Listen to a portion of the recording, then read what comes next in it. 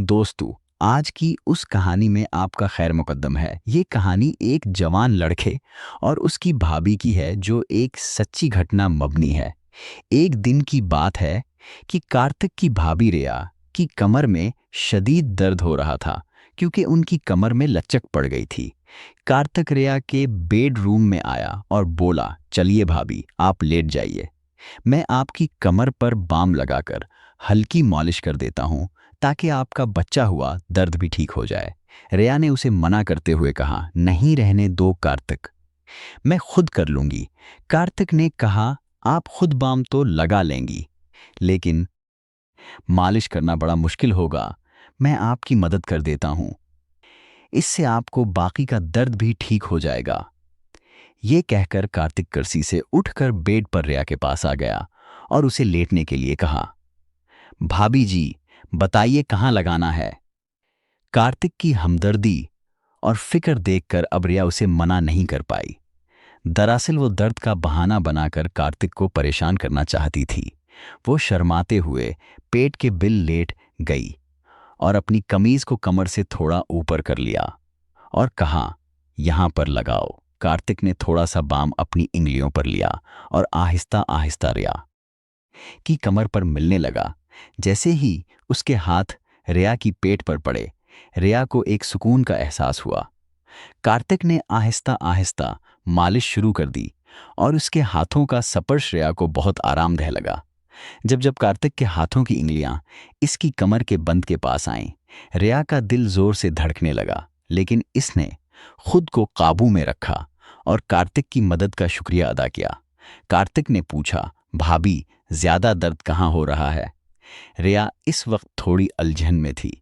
अनजाने में जवाब दे बैठी, थोड़ा सा नीचे है। कार्तिक ने फिर थोड़ा और नीचे बाम लगाने की कोशिश की। भले ही मालिश सिर्फ रस्मी थी, लेकिन रिया को कार्तिक के हाथों का स्पर्श बहुत सुकून दे रहा था। भाभी जी, अगर आप सलवार को थोड़ा नीचे कर दें तो बाम अच्छे से लग सकेगा, कार्तिक ने कहा। इस पर रिया थोड़ी हिचकिचाई, फिर भी उसने अपनी सलवार को थोड़ा सा नीचे सरका दिया। नाड़े के बंद होने की वजह से सलवार पूरी तरह नीचे नहीं हो सकी, लेकिन कुछ हद तक सरक गई। कार्तिक ने फिर कहा, भाभी जी, आपकी जल्द कितनी साफ है, बहुत ही गोरी है। कार्तिक की इस बात पर रिया के गाल शर्म से सरक हो गए, लेकिन वो अल्टी लेटी हुई थी, इस लिए कार्तिक इसे देख नहीं सका। इसे यकीन था कि कार्तिक इसकी देखभाल में मसरूफ है और इसकी बातों में कहीं ना कहीं इज्जत भी झलक रही थी। कार्तिक ने थोड़ी देर और मालिश की और जब रिया ने कहा कि अब ठीक है, तो वो चपचाप उठकर ऊपर चला गया। रिया को आज एक अलग ही सुकून महसूस हो रहा था। सालों बाद किसी ने इसे इस तरह तवज्जो दी थी, जिसमें हमदर्दी और सुनिया छपा था। कार्तिक के बारे में सोचते सोचते कब नींद इस पर छा गई, इसे पता ही नहीं चला। अगली सुबह जब वो जागी तो उसने खुद को तरोताज़ा और शांत महसूस किया। नहाने के बाद रिया ने बहुत सलीके से तैयार होकर ब्लैक रंग का सफ़ेद कढ़ाई वाला जोड़ा पहना और ऊंची हैल के सफ़ेद सैंडल भी पहने। हल्का सा मेकअप करने के बाद वो किचन में नाश्ता तैयार करने लगी। नाश्ता बनाते वक्त हर बार वो किचन के दरवाजे पर आकर सीढ़ियों की तरफ देख रही थी। कार्तिक के काम पर जाने का वक्त हो गया था। जैसे ही वो नाश्ता तैयार करके बाहर आई, कार्तिक सीढ़ियों से नीचे उतर रहा था। आज तो बहुत ही बेहतर लग रही है भाभी जी, लगता है कल की मालिश का असर हुआ, कार्तिक ने मुस्कुराते हुए कहा। इसकी नजरें रिया के लिबास और फिर पंसल हैल वाले सैंडल पर थीं। रिया ने भी मुस्कुराते हुए जवाब दिया, असर तो हुआ, लेकिन तुझे कैसे पता? कार्तिक थोड़ा शर्माते हुए बोला, भाभी जी, आज आपने हमेशा की तरह हैल के सैंडल पहने हैं तो मुझे लगा कि कमर का दर्द अब ठीक है। रिया ने हंसते हुए कहा, बिल्कुल सही पहचाना तूने। अब डाइनिंग टेबल पर बैठ, मैं नाश्ता लेकर आती हूँ। फिर दोनों साथ में नाश्ता करने लगे। इसी दौरान कार्तिक ने रिया से पूछा, भाभी जी, आप कभी साड़ी नहीं पहनती क्या? रिया ने जवाब दिया, पहनती हूँ, लेकिन बहुत कम, साल में एक आध बार, अगर कोई खास मौका हो तो। क्यों? कार्तिक ने कहा। नहीं, बस इसलिए कि मैंने आपको कभी साड़ी में नहीं देखा। मेरा ख्याल है आप पर साड़ी बहुत खूब जमेगी। फिर कार्तिक जाते वक्त बोला, भाभी जी, रात का खाना मैं बाहर से ही ले आऊंगा, आप बनाना मत। उस पर रिया ने मुस्कुराते हुए कहा, ठीक है। तो कार्तिक ने फिर कहा, अगर किसी और चीज़ की ज़रूरत हो तो बता दीजिए, मैं आते वक्त ले आऊंगा। इस पर रिया ने कहा कि उसे किसी और चीज़ की ज़रूरत नहीं। और फिर कार्तिक के जाने के बाद वो छोटे मोटे कामों में लग गई। इसके बाद वो ऊपर जाकर कार्तिक के कमरे को भी ठीक करने लगी। उसी दौरान रिया को उसके बेड के नीचे कुछ कपड़ा पड़ा हुआ नजर आया। उसने नीचे झुककर उसे बाहर निकाला तो उसकी आंखें हैरानी से फटी की फटी रह गईं। वो एक सफेद रंग का रेशमी इंडरवियर था जो शायद किसी लड़की का था। रिया ने उसे गौर से देखा और समझ गई कि किसी की जाती चीज हो सकती है जो गलती से यहां रह गई हो। उसने फौरन कपड़े को एक तरफ रख दिया और कमरे की सफाई करने लगी। इसी बीच इसे 3 दिन पहले की घटना याद आई। रोहन और रैना इसी कमरे में एक दूसरे के साथ थे। इसे लगा कि ये कपड़ा शायद रैना का ही होगा। रिया ने कपड़े को उठाकर देखा तो इस पर कुछ सफ़ेद दाग नजर आए। इसे समझने में देर नहीं लगी कि वो लोग कैसे हैं। इन अजगरों को देखकर वो किसी दूसरी दुनिया में खो गई। तभी अचानक को वापस बीड के नीचे रखा और बाहर आकर दरवाजे की तरफ देखा। इसने देखा कि पड़ोस में रहने वाली कोमल भाभी खड़ी थी। अरे भाभी, मैं अभी आती हूँ, रया ने कहा और जल्दी से कार्तिक का कमरा बंद किया और नीचे आकर दरवाजा खोला। कोमल पड़ोस में रहती थी। वो अपनी उम्र के 35वीं साल में थी और घर में ही ब्यूटी पार्लर चलाती थी। कोमल अक्सर दोपहर में रिया के घर आ जाती थी या उसे अपने घर बुला लेती थी और दोनों उधर उधर की बातें करती थी। इस दिन भी रिया और कोमल गली मोहल्ले की बहुत सी बातें कर रही थी। कोमल के जाने के बाद रिया ने एक बार फिर नहाने का इरादा किया। सुबह कार्तिक ने साड़ी का जिक्र किया था, इसलिए नहाकर इसने नीले रंग की प्रिंटेड साड़ी पहन ली और साथ में स्लूर रंग के पंसल हेल वाले खूबसूरत सैंडल भी पहने। कार्तिक के आने का वक्त हो चला था और वो शाम को ही आ गया। जब रिया ने दरवाजा खोला तो कार्तिक इसे बड़े गौर से देखने लगा। इसे अपनी तरफ इस तरह तवज्जो से देखता हुआ देखकर रिया मुस्कुराते हुए अदा से बोली। कार्तिक मुस्कुराते हुए बोला, वाकई भाभी, आज आप इस साड़ी में बहुत ही खूबसूरत लग रही हैं। ये कहकर वो अंदर आ गया और साथ में रात का खाना भी लाया था।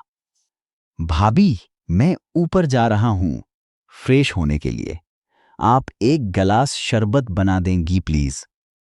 रिया ने उसकी तरफ मुस्कुराते हुए देखा और कहा, हाँ हाँ, क्यों नहीं। उसके बाद कार्तिक ऊपर चला गया और फ्रेश होकर जब नीचे आया तो उसने एक आरामदेह टी शर्ट और शॉर्ट्स पहना हुआ था। रिया ने शरबत बनाया और उसे अपने बेडरूम में ले आई जहां कूलर लगा हुआ था। कार्तिक रूम में आकर सामने वाली कुर्सी पर बैठ गया और रिया भी बेड पर टांगे नीचे लटका कर बैठ गई। दोनों ने अधर उधर की बातें की। इस दौरान कार्तिक ने रिया से पूछा, भाभी, अब कार्तिक ने रिया से पूछा, भाभी, मुस्कुरा दर्द कैसा है? रिया मुस्कुराते हुए बोली, अरे अब तो मैं बिल्कुल ठीक हूं। कल तो इतनी अच्छी मालिश की थी। कार्तिक ने अपना शरबत का ग्लास साइड टेबल पर रखते हुए कहा, भाभी, आप आराम से लेट जाइए। मैं एक बार और बाम से आपकी मालिश कर देता हूं ताकि आपकी तबीयत और भी अच्छी हो जाए। रिया ने मना करते हुए कहा, नहीं कार्तिक, मैं अब बिल्कुल ठीक हूं। लेकिन कार्तिक ने कहा, भाभी, आप मेरे लिए हमेशा इतना करती हैं, क्या मैं आपके लिए इतना भी नहीं कर सकता? चलिए लेट जाइए। रिया ने इसकी बात को टॉल ना सकी और खाली ग्लास टेबल पर रखते हुए बोली, अच्छा बाबा, तो मानता नहीं, लेटती हूं। पहले सैंडल तो उतार दूं? सैंडल उतारने की जरूरत नहीं है भाभी। इतनी खूबसूरत सैंडल आपके हसीन पैरों की खूबसूरती को और भी बढ़ा रहे हैं। आप ऐसे ही लेट जाइए। कार्तक ने थोड़ी चंचलता से कहा। रिया को उसकी बात पर हंसी आ गई और वो उसकी बात मानकर बेड पर लेट गई। उसने साड़ी पहनी हुई थी, उसलिए उसकी कमर कार्तिक की नजरों के सामने थी। कार्तिक ने बाम इंगलियों पर लगाया और रिया की कमर की मालिश करने लगा। रिया ने कार्तिक से पूछा, एक बात बता कार्तिक, तुझे मेरी ऊंची हेल वाली सैंडल बहुत पसंद है ना? कार्तिक थोड़ा शर्माते हुए बोला, जी भाभी, आप बिल्कुल सही कह रही हैं। आपको अजीब लगेगा, लेकिन मुझे ख़वातीन के पैरों में हाई हेल वाले सैंडल बहुत दिलकश लगते हैं। और आप तो हमेशा ही हाई हेल की सैंडल या चप्पलें ही पहनी रहती हैं। रिया मुस्कुराते हुए बोली, अरे उसमें शर्माने वाली क्या बात है? मैं तो तेरी भावनाओं को समझती हूँ। कार्तिक के हाथों से हो रही मालिश से उसे बहुत आराम मिल रहा था। कार्तिक के हाथ आहिस्ता आहिस्ता नीचे की तरफ बढ़ने लगे। रिया के मजाक के मूड को देखते हुए कार्तिक ने भी थोड़ा हिम्मत दिखाते हुए कहा, भाभी, आपकी जल्द कितनी नरम है। अगर आप चाहें तो साड़ी को थोड़ा नीचे कर लें, ताकि मैं अच्छे से मालिश कर सकूं और साड़ी भी गंदी नहीं होगी। रिया ने थोड़ा शर्माते हुए साड़ी को थोड़ा ढीला कर दिया, ताकि मालिश करने में आसानी हो सके। इसे पिछली रात की मालिश से बहुत सुकून मिला था, इसलिए इसने ज्यादा इनकार नहीं किया। जैसे ही रिया ने साड़ी को ढीला किया, कार्तिक ने आहिस्ता से साड़ी को नीचे की तरफ कर दिया, ताकि वो अच्छी से इसकी कमर की मालिश कर सके। लेकिन इसी वक्त रिया को एहसास हुआ कि इसने जल्दबाजी में कोई गलती तो नहीं कर दी और इसे थोड़ी बेचैनी महसूस हुई। इसने फौरन सूरत हाल को संभालते हुए साड़ी को दुरुस्त किया और कार्तिक को रुख का इशारा दिया। कार्तिक ने बगैर कुछ कहे आहिस्ता आहिस्ता रिया की कमर की मालिश जारी रखी। इसे गहरा सुकून मिल रहा था। वो मालिश से मिलने वाले आराम का लुत्फ उठा रही थी और इसे कोई एतराज नहीं हुआ। कार्तिक ने मालिश को जारी रखते हुए आहिस्ता आहिस्ता अपने हाथों को नीचे की तरफ बढ़ाया। रिया को मालिश से राहत मिल रही थी, लेकिन इसे महसूस हुआ कि कार्तिक ने थोड़ी और हिम्मत कर ली है। इसने महसूस किया कि वो इसकी पीठ के नचले हिस्से पर ज्यादा तवज्जो दे रहा है। रिया को यह भी महसूस हुआ कि इसकी साड़ी का पटका थोड़ा और ढीला हो गया है और इसने शर्म के मारे अपना चेहरा तकिए में छपा लिया और अपने होंठों को दबाते हुए अपने अंदर की बेचैनी को कंट्रोल करने की कोशिश कर रही थी। कार्तिक इसकी जल्द पर बाम लगाने के बहाने मालिश कर रहा था, लेकिन रिया को महसूस हो रहा था कि कार्तिक की हर हरकत अब ज्यादा हो गई है। रिया ने अब भी कोई एतराज नहीं किया।